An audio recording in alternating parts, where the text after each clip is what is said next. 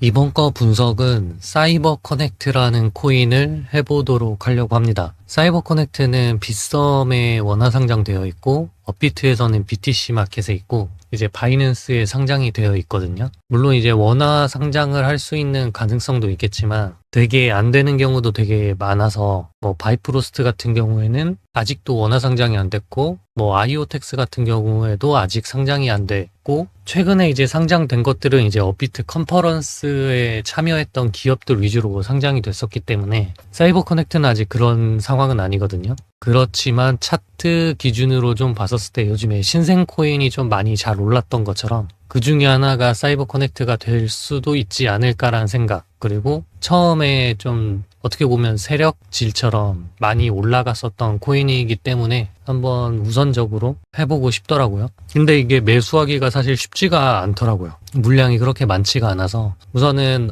빗썸에 있는 차트랑 그리고 이제 이거 바이낸스에 있는 차트 이렇게 두 개를 좀 동시에 보려고 해요. 한번 봐보도록 하겠습니다. 우선은 바이낸스 차트를 기준으로 좀 해볼게요. 첫날 상장해서 나왔던 가격을 고점 잡고 그 다음에 나왔던 자리 이런 식으로 좀 고점을 잡으면 이런 추세를 가지고 있는데 이 추세를 뚫고 올라간 건 아니고 계속 종가는 밑으로 내려오는 눌림을 받고 있는 상황이잖아요. 이건 여기를 말 그대로 뚫고 올라갔을 때는 좀 다른 그림을 좀 보여줄 수 있기 때문에 여기 같은 경우에 시작가로 하기에는 좀 너무 애매하긴 해서 여기를 좀 시작가로 좀 두고 이거를 이런 식으로 좀 두면 될 것 같습니다. 그래서 지지저항선으로 좀 잡아본다라고 하면은 물론 여기 가격이랑 여기 가격이 있을 텐데 이 가격 같은 경우에는 둘의 가격 차이가 10% 정도 나잖아요.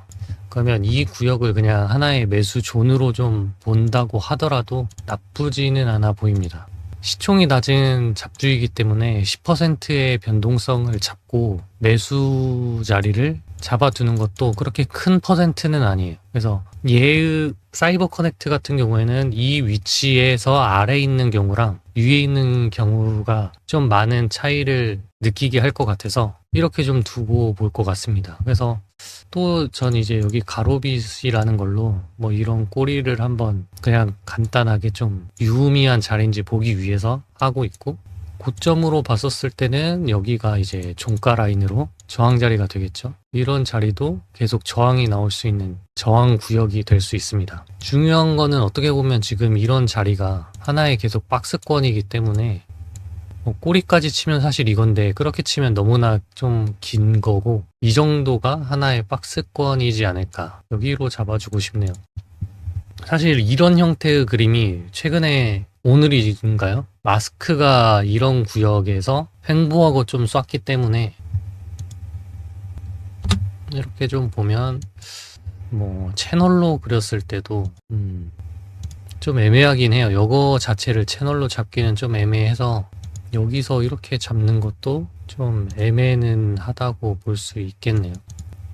이걸 좀 채널로 보고 싶지는 않고 아까처럼 차라리 이 채널보다는 횡보하는 그 구역으로 박스권으로 좀 보는 게 좀 더 좋을 것 같고, 차라리 그런 자리에서 하단에 왔었을 때 매수를 받는 게 가장 단기적 입장에서는 가장 좋아 보이기는 합니다.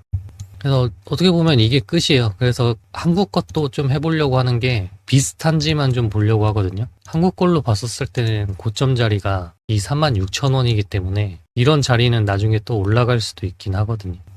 얘는 여기 가격 차이가 얼마 안 나기 때문에 이런 식으로 잡아도 나쁘지는 않을 것 같고, 아까 했던 것처럼 결국에 이런 자리를 아까 잡았었죠.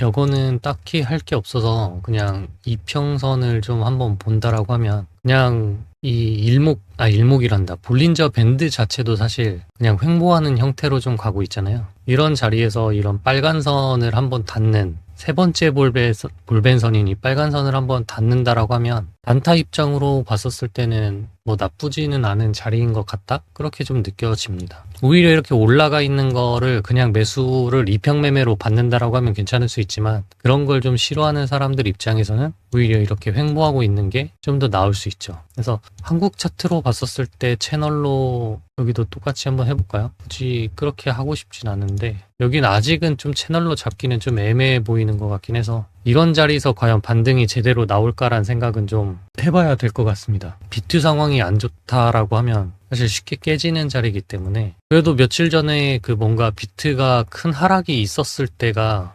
언제쯤인지는 잘 모르겠는데 이쯤 되지 않나요? 그게 크게 내리진 않았네요. 다 오히려 중요했던 라인은 단기적으로 봤었을 때 이런 자리는 지금 지켜줬기 때문에 나쁘지 않네요. 그래서 이런 데 오더라도 반등해 줄 수도 있을 것 같은 느낌은 좀 듭니다. 그래서 사이버 커넥트는 좀 이 정도로 분석을 좀 마무리하도록 하겠습니다.